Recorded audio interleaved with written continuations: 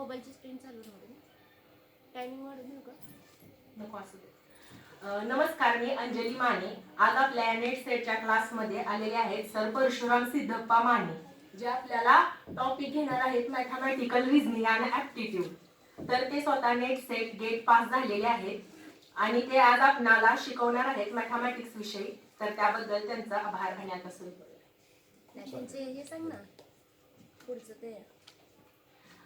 त्यांनी assistant professor म्हणून SSPM COE Kankavli district Sindhudurg मध्ये देखील काम केलेलं आहे.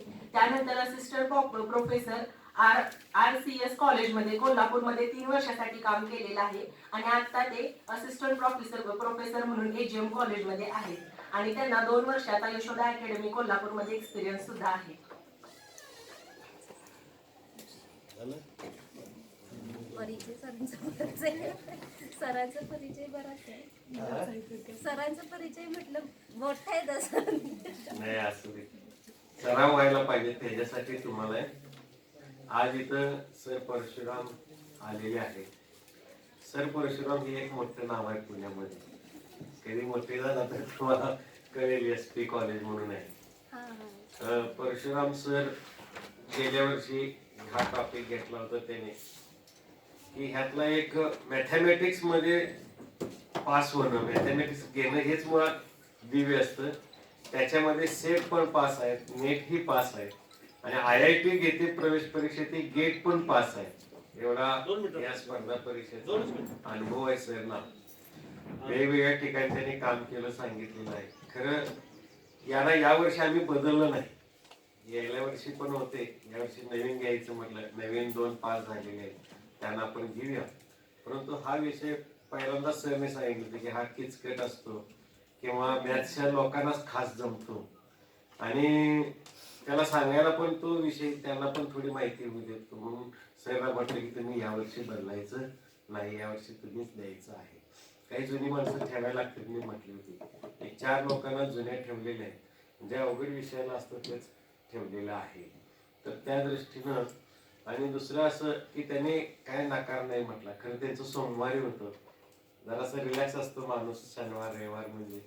पण अचानक त्यानं एक दिवस मागे घेतलं आणि तरी पण त्यांनी लगेच पॉझिटिव्हली होकार दिला. शिक्षकांना कसं असावं हे सरांच्याकडे बघितल्यानंतर कळतं की कोणत्याही चेंजसाठी तुम्हाला नुसतं आता आभार माना, प्रास्ताविक करा म्हटलं तर अवघड होतं. काय करावं काय नाही विचार वाटायला लागते, काळजी वाटायला लागते. तर तसं काय करू नका, तुम्ही सराव करा. जास्तीत जास्त बोला, सराव करा. कारण का तुम्हाला त्याचा फायदा होत राहील. आणि दुसरं असं की मॅथमॅटिकल रिझनिंग अँड ऍप्टिट्यूड आणि डाटा इंटरप्रिटेशन हे 2 चॅप्टर धनया सगळे सांगितले की अवघड आहे की लॉजिकल रिझनिंग. पण हे एकमेव 4 टॉपिक त्यांनी जे नको म्हणून सांगितले होते, डेबिट म्हणून, तर तेच टॉपिक असे की तुम्हाला 100% 100 पैकी 100 मार्क देऊ शकतात. ह्या टॉपिकचं वैशिष्ट्य असं आहे की तुम्हाला फिक्स मार्क कळतात. जरा तुम्ही अंदाज जिथं लावता, कॉम्प्रेन्शन वगैरे काल सांगितलं, एखाद्या उत्तराविषयी अंदाज बांधण्यामध्ये तुमचं चुकू शकतो आपला अंदाज. परंतु या टॉपिक मध्ये तुम्हाला फिक्स म्हणजे फिक्स 4 अधिक 4 8च येणार.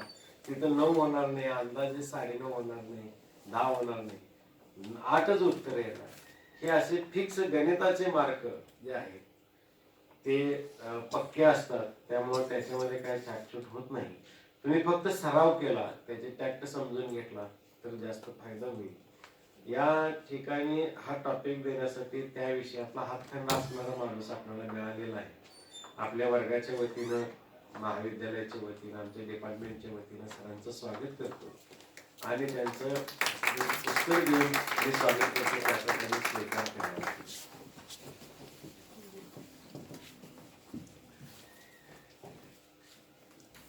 आम्ही खरं ही पुस्तकं आणि फुल बाहेरच्या पाहुण्यांना देतो, परंतु आमच्या लोकांनाही तो सन्मान आधार वाटला पाहिजे. बरं वाटतं आपुलकी म्हणून उठून घे, उठून लय वेळ लावायचं, तयारच राहायचं.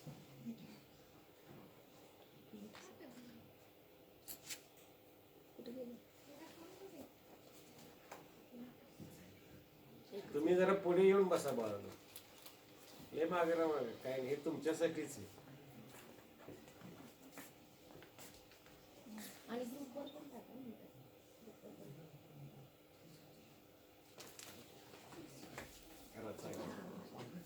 आणि मी सरना विनंती करतो की त्याने आपल्या व्याख्यानाला सुरुवात करावी.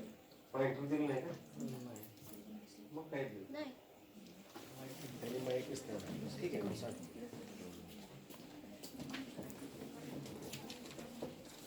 सर्वसाधारण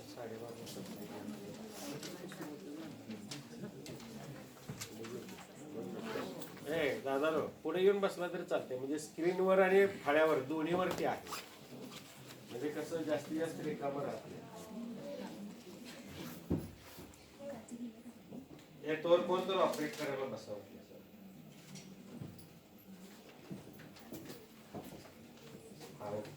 पॉइंट पॉइंट या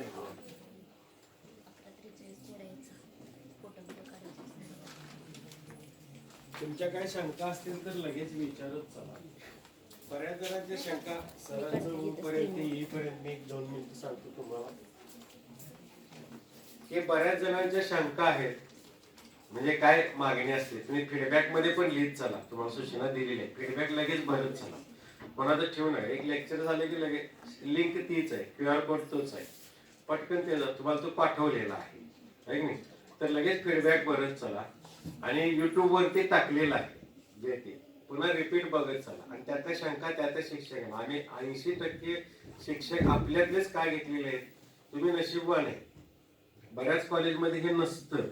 तुम्हाला या शिक्षकांना लगेच कॉन्टॅक्ट करता येतो. नाहीतर आता सर तास घेतले आणि गेले मग पुन्हा बघू पुढच्या वर्षी असं नाही करायचं. रोज त्याला भेटा. रोज अभ्यास करा. रोज शंका विचारा सगळ्यांना.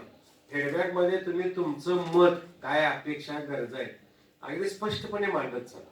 एखादा लेक्चर आवडलं नाही तरी आवडलं नाही म्हणून लिहित चला.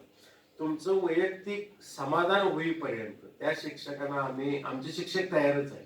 तुमची सूचना झाली नाही तर सांगणार काय. तुम्ही सगळं छान छान म्हटलं दिसायला अगदी छान म्हटले तर मग त्याचा काय अर्थ बी नाही ना. तू खूप छान आहेस आणि खूप खूप छान आहेस असं म्हटलं तर त्याच्यात काय राहिलंच नाही. त्याचा उणिवा दिसल्या पाहिजे किंवा त्याचा स्कोप राहिला पाहिजे. ऑपॉर्च्युनिटी पाहिजे चेंजेसला किंवा डेव्हलपमेंटला. हे त्यातलं महत्वाचं आहे. त्या दृष्टीनं तुम्ही जास्तीत जास्त हे करा. सूचना द्या. लगेच विचारा. मला विचारल्यानंतर मी यातलं हे केलेलं नसतं. म्हणजे मी शिकवेन अभ्यास करेन सांगेन पण त्यासाठी स्पेशल माणूस दिला त्याच्याकडनं घ्या. सर्वसाधारण लोक नोट्स मागते किंवा जुन्या प्रश्नपत्रिका मागते पुस्तकं मागते. धन्या सरांचं पुस्तक मागवायचं त्याचं विचारते. हे ज्याचं त्यानं वैयक्तिक करायचं. जे अवेलेबल आहे डाउनलोड करायचे प्रश्नपत्रिका त्याला माझ्याकडे मागायची काही गरज नाही. ऑनलाईन बुक्स आहेत त्याच्याकडे घ्यायची गरज नाही. किंवा लायब्ररीमध्ये पुस्तकं भरपूर आहेत तिथून तुम्ही बारो कार्डवरनं घेऊन अभ्यास करायला काही हरकत नाही. म्हणजे तुम्हाला जी शंका आहे ती तुम्ही ग्रुपवरती टाका. लगेच तुमचा कलिक तुम्हाला उत्तर देते. बाकीची मंडळी मला कोणतरी विचारतात त्यावरती माझं ऍडमिट कार्ड डाउनलोड झालं नाही. मी काही वेबसाईटचा मालक नाही किंवा त्या नेट सेट परीक्षा घेत नाही. म्हटलं असं कर की ग्रुपवरती प्रश्न टाक की ऍडमिट कार्ड माझं आलं नाही अजून. लगेच दुसऱ्याने टाकलं तिथं 3 दिवस पेपरच्या आधी 3 दिवसात तुला ऍडमिट कार्ड मिळतो. तुम्ही सगळ्यांनी बघितलेलं आहे.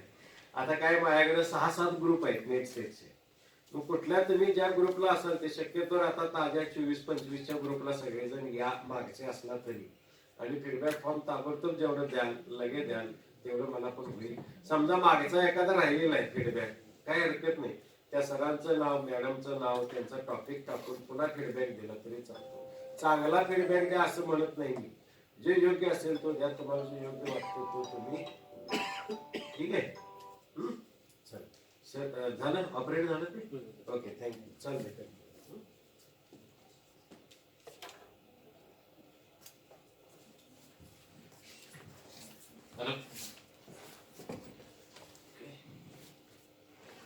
सो मॅथमॅटिक्स हा असा सब्जेक्ट आहे सायली की जो कोणताही सब्जेक्ट असेल आर्ट्स असेल कॉमर्स असेल सायन्स असेल त्याच्यासाठी लागणारा सब्जेक्ट हा आहे. कंपल्सरी आहे. म्हणजे जरी कोण बायोवाले असतील ए ग्रुप बी ग्रुप असतं सायन्स मध्ये जनरली. ए ग्रुप वाल्यांना मॅथमॅटिक्स बद्दल बऱ्यापैकी माहिती असतं. बी ग्रुप मधल्यांना एवढी काही जास्त माहिती नसते पण त्यांना 12वीला अवघड जातो म्हणून सोडलेला असतो. पण पुन्हा नंतर MSc ला पुन्हा जाऊन त्यांना बायोमॅथमॅटिक्स शिकावं लागतं किंवा बायोस्टॅटिस्टिक्स शिकावं लागतं. म्हणजे मॅथमॅटिक्स हा सगळीकडे येतो. त्यामुळे प्रत्येक एक्झाम मध्ये तुम्हाला मिळतंच की जनरल लॉजिकल असेल किंवा थिंकिंग ॲबिलिटी असेल तर ते कशावरून चेक करतात, तर तुमचं मॅथमॅटिक्स किती स्ट्रॉंग आहे त्याच्यावरून करतात. ओके. किंवा TCS चे वगैरे कोणते ऍप्टिट्यूड टेस्ट असतात. ऍप्टिट्यूड मध्ये काय असतं, पुन्हा मॅथमॅटिक्सच असतं. मॅथमॅटिक्स मध्ये पुन्हा काय असतं, लॉजिकल रिझनिंग असेल, सिक्वेन्स सिरीज असेल, पाय चार्ट असतील किंवा म्हणजे तुम्ही किती प्रकारे अनालाइज करू शकता त्या गोष्टी असतात. आणि माझ्या पीपीटी मध्ये मी मेजर ऑफ द पार्ट बऱ्यापैकी प्रिव्हियस क्वेश्चन्स आहेत त्यामधून कव्हर केलेले आहेत. Okay. So let's start with the question. Okay. So आता कोडिंग डिकोडिंग बऱ्यापैकी बऱ्याच एक्झाम मध्ये विचारला जातो. कोडिंग डिकोडिंग मग बऱ्याचशे शॉर्टकट मेथड पण असतात, पण शक्यतो ते बऱ्यापैकी कशावरती बेस्ड असतात, तर एक पॅटर्न असतो त्यांच्यामध्ये आणि त्या पॅटर्न वरून आपण काय करतो, क्वेश्चन सॉल्व्ह करतो. ओके. म्हणजे आता समजा इथे काय दिलंय, in a code language of JKLM is coded as OSVX. आता डायरेक्ट बघितल्यानंतर आपल्याला समजत नाही की केलंय काय त्यांनी. ठीक आहे. सो पहिल्यांदा काय करणार आपण, त्यांनी काय घेतलं, JKLM सलग 4 नंबर घेतले, कॉन्सिक्युटिव्ह नंबर्स आहेत ते 10 ते 13 पर्यंत सलग 4 नंबर घेतले. पण त्यांना त्यांनी कसं कन्वर्ट केलंय, एक गॅप सोडला, बरोबर ना, 13 पर्यंत पोहोचले, एक गॅप सोडला, 15 पासून स्टार्ट केले, 15 + 4 19, बरोबर. म्हणजे तुम्हाला इथे पॅटर्न समजेल, 1 4 पुन्हा 3 चा गॅप दिला, पुन्हा नंतर 3 चा गॅप दिलाय, +2 म्हणजे मिडलला 2 टर्म स्किप केलेला नाहीये, तर तो नंबर जो आहे 22 त्याच्यामध्ये 2 ऍड करून 24 मिळवलाय ना, बरोबर. म्हणजे पॅटर्न काय आपला आहे, त्या नंबर मध्ये 1 चा गॅप सोडायचा आहे, पुन्हा काय करायचं आहे, 3 2 4 3 आणि 2 चा गॅप घ्यायचा आहे. बट ठीक आहे. सो नेक्स्ट मध्ये आता काय करणार, आता आपल्याला कोणता दिलाय, DEFG सलग 4 नंबर आहे. It will be again 4 5 6 7. कितीचा गॅप देणार आपण, 1 चा गॅप देणार. इनिशियल कितीचा गॅप देणार, 1 चा गॅप देणार. म्हणजे 9 पासून स्टार्ट करणार. येस, 9 पासून स्टार्ट केला, कितीचा गॅप दिला, 4 चा. 9 + 4 13, 13 + 3 16, 16 + 2 18. झालं, पॅटर्न तयार झाला. म्हणजे काय येईल, IMPR. IMPR येईल. म्हणजे आय ऑप्शन बघा. येस, बऱ्यापैकी जणांना हा पार्ट एकदम इझी पण वाटत असेल, पण काही जणांना थोडंफार डिफिकल्ट पण वाटतं की करायचं काय. इनिशियली त्यांना कळत नाही की करायचं काय, असं कोडिंग केलं, डिकोडिंग केलं की वेगळं काय केलंय का, नाही. फक्त काय करायचं, ABCD A ते Z पर्यंत टोटल किती लेटर्स असतात, 26 लेटर्स असतात. ते लेटर्स दिले म्हणजे काय दिले तुम्हाला, नंबर्स मधलेच पॅटर्न दिले. दिसताना लेटर्स दिसतात, पण ऍक्च्युअली त्यांच्याशी असोसिएटेड काय आहेत आपल्याकडे, 1 ते 26 काय आहेत, नंबर्स आहेत. ओके. सो डी ऑप्शन इरा. ओके.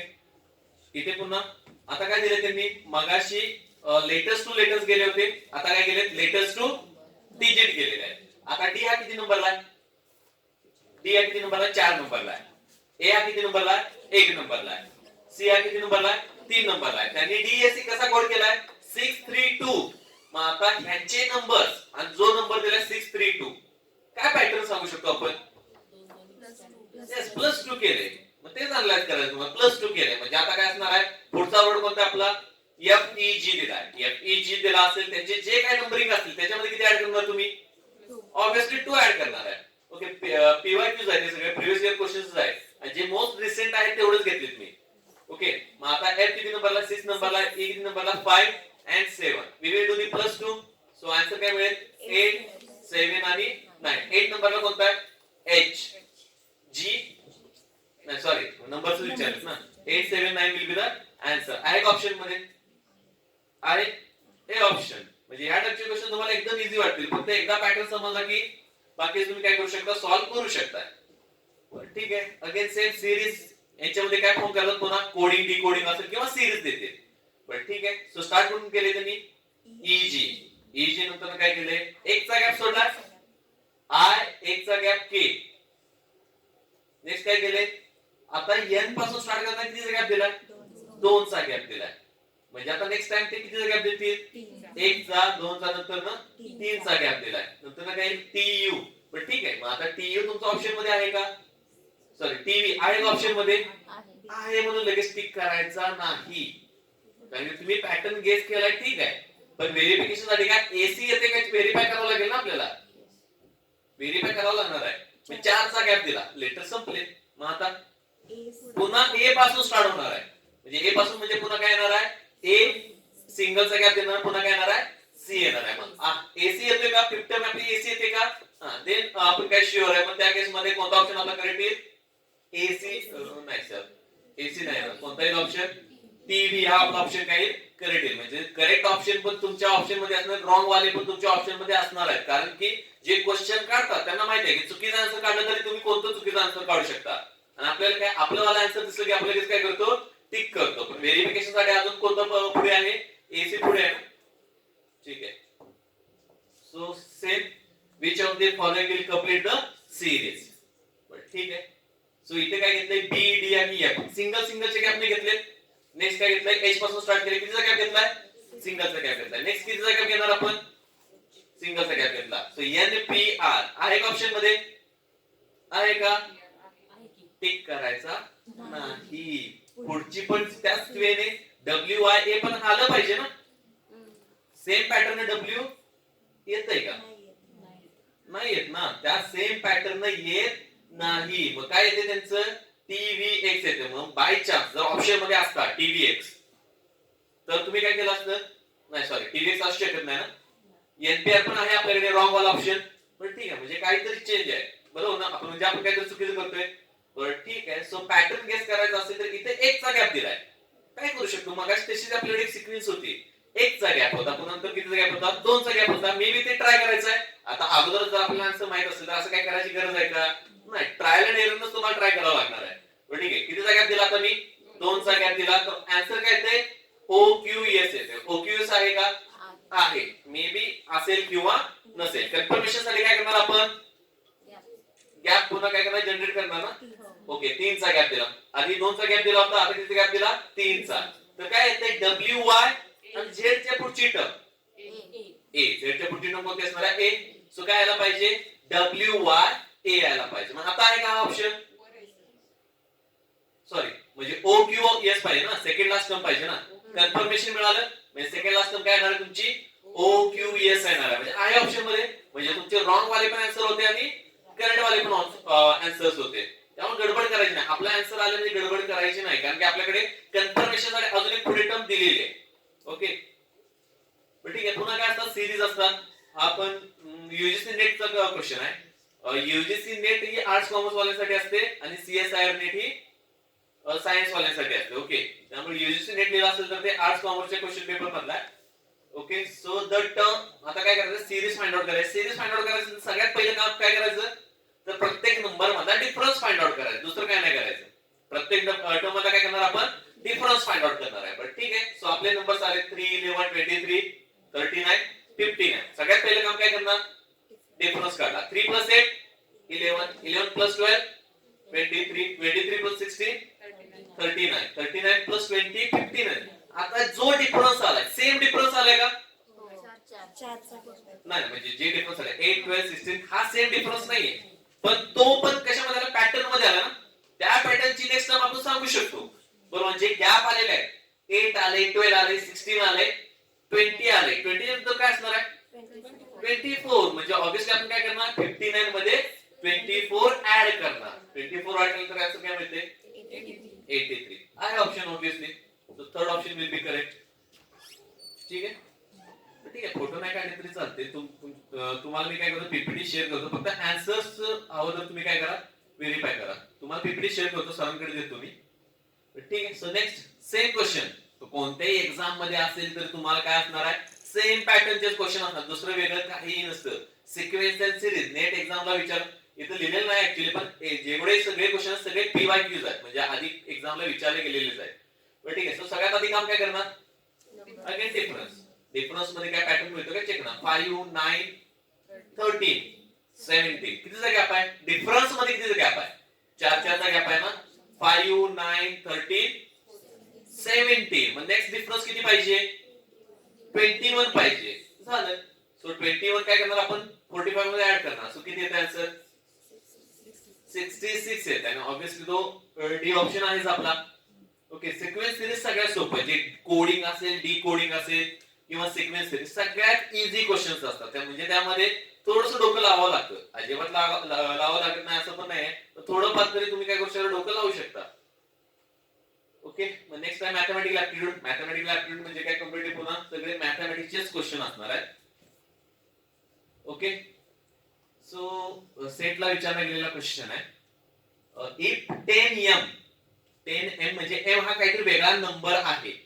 m हा काय आहे, वेगळा नंबर आहे. म्हणजे काय, 10 गुणिले m असा अर्थ आहे त्याचा. 10m चा अर्थ काय आहे, 10 गुणिले m आहे.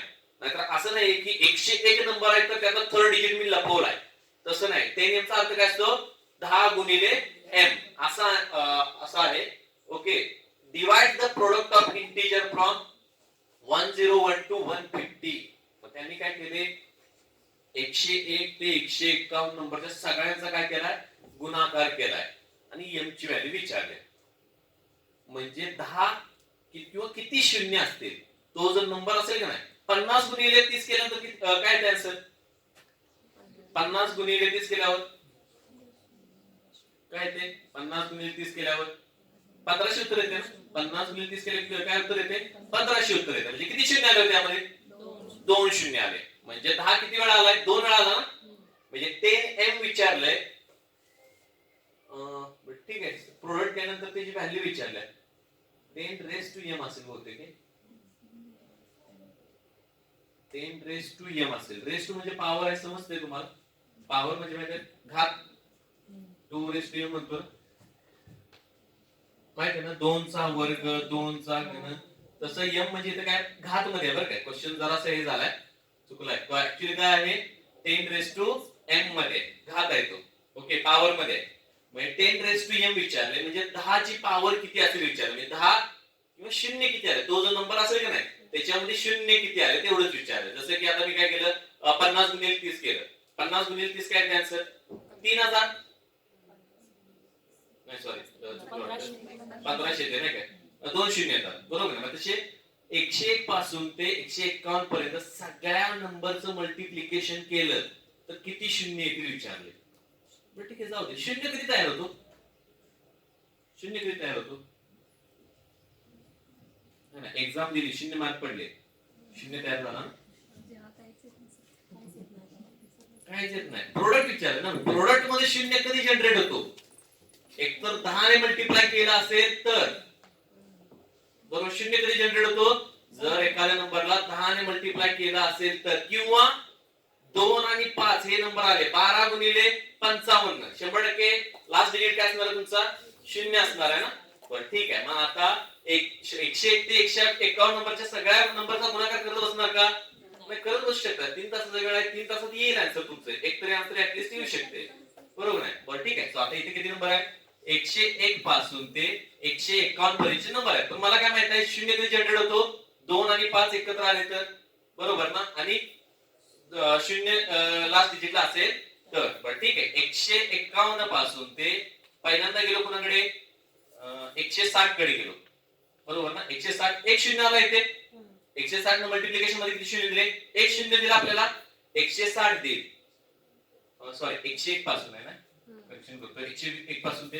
बरं ठीक आहे, किती किती असले, 110, 120, 130, 140 आणि 150. यांनी शून्यामध्ये किती कॉन्ट्रीब्युट केलं, 1 शून्य, 2 शून्य, 3 शून्य, 4 शून्य, 5 शून्य. किती शून्य जनरेट केले, 5 शून्य जनरेट केले. बरं ठीक आहे, सो आता लास्ट डिजिट 5 असेल अशी कोणकोणते नंबर असतात आपल्याकडे, 105, नंतर कोण आहे 115, नंतर 115 नंतर काय ते 125, 135, 145, 155 आहे आपल्याकडे, नाहीये, 155 नाहीये. बरं ठीक आहे, सो नेक्स्ट यांच्यासोबत आता हे एकटे जनरेट करणार का, नाही, यांच्यासोबत दुसरा कोणता तरी 2 मल्टिप्लाय झाला पाहिजे ना.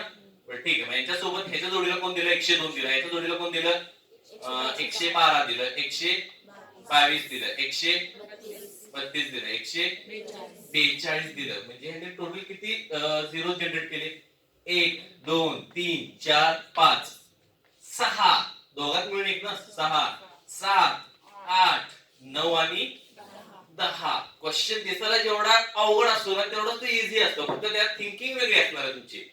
नाहीतर काय एवढं कसं काय अवघड देऊ शकतात, 101 ते 151 पर्यंत नंबर सगळे मल्टिप्लाय करायला सांगितले, कोण करत बसणार आहे, करायचंच नाही ऍक्च्युअली ते बरोबर ना. आयडिया काय येते फक्त की झिरो किती जनरेट होतात, झिरो कधी येतात, 10 ने मल्टिप्लाय झाला असेल तर, किंवा 2 आणि 5 एकत्र आले तर मग इथे 10 म्हणजे 10 ने मल्टिप्लाय होणार किती नंबर आहेत आपल्याकडे 5 नंबर आहे. 5 ने मल्टिप्लाय होणार आहे 5 आणि 2 ने मल्टिप्लाय होणार आहे 5.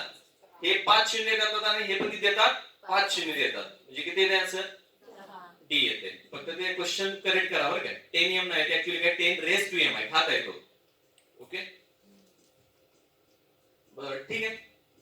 सो हा जो नंबर दिलेला आहे जेवढा मोठा नंबर दिसणार एकदम जेवढं भयानक दिसणार तेवढंच ते इझी असणार लक्षात ठेवा. भागाकार येतो सगळ्यांना भागाकार येतो. पण ठीक आहे हे एक सेम नंबर दिलाय काहीतरी y हा नंबर दिलाय आणि z हा नंबर दिलाय. which numbers are divisible by 18 बरोबर आहे. कोणत्या नंबरला 18 ने बाहेर जातो.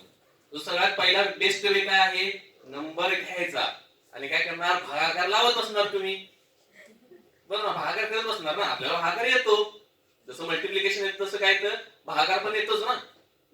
ठीक आहे शाळेतले शिक्षण शिकवले ते कुठं वाया घालवायचं करत बसायचं. मग बरेच जण ऍक्च्युअली करतात पण त्यांची तिथे किती वेळ जातोय 10 मिनिटं जातील. ज्याचं फास्ट कॅल्क्युलेशन 10 मिनिटं घालवेल किंवा 15 मिनिटं घालवेल नाही असं बाकीचं काय नंतर ऍटलीस्ट हे ते तर सोडूयात नीट तर सोडवतात. पण ठीक आहे पण शाळेत शिकला असेल कसोड्या शिकला असेल ना. चौथी कोणत्या नंबरला 2 ने भाग जातो जर लास्ट डिजिट काय असेल इव्हन नंबर असेल समसंख्या असेल लास्ट डिजिट तर 2 न भाग जातो.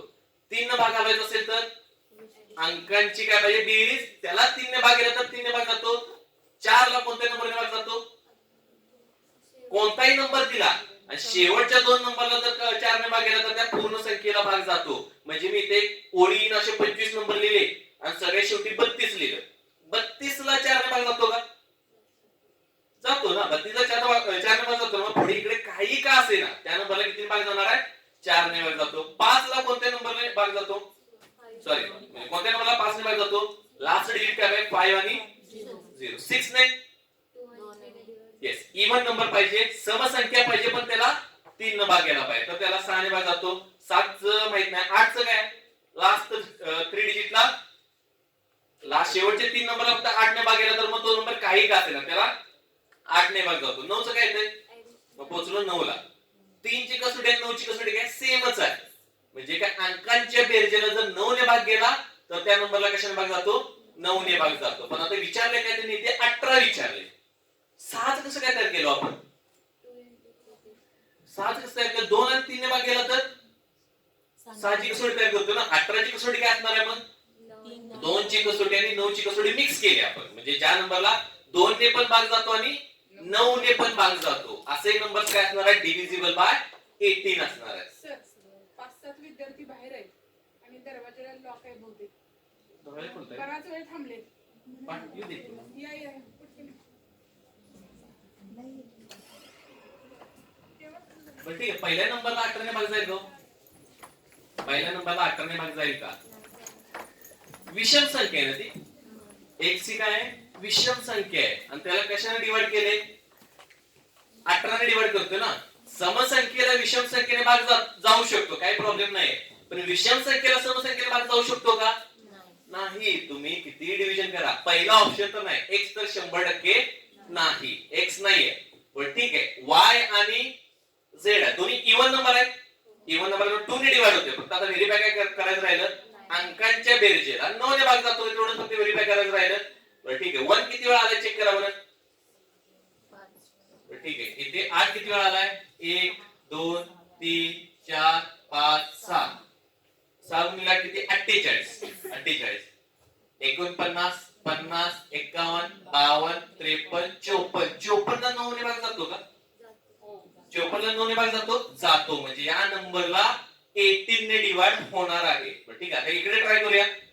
8 किती वेळा आलाय 1 2 3 4 5 6 48 48 49 50 51 52 53 54 म्हणजे पुन्हा 54 9 ने भाग जाणार का जाणार. म्हणजे ऑब्विसली y आणि z हे दोन्ही नंबर असे असणार आहेत की ज्यांना 18 ने भाग जाईल. म्हणजे जे तुम्ही शाळेत शिकलाय का नाही जे बेसिक ओके शाळेत जे बेसिक शिकलाय तेच इथे बऱ्यापैकी यूज होतंय.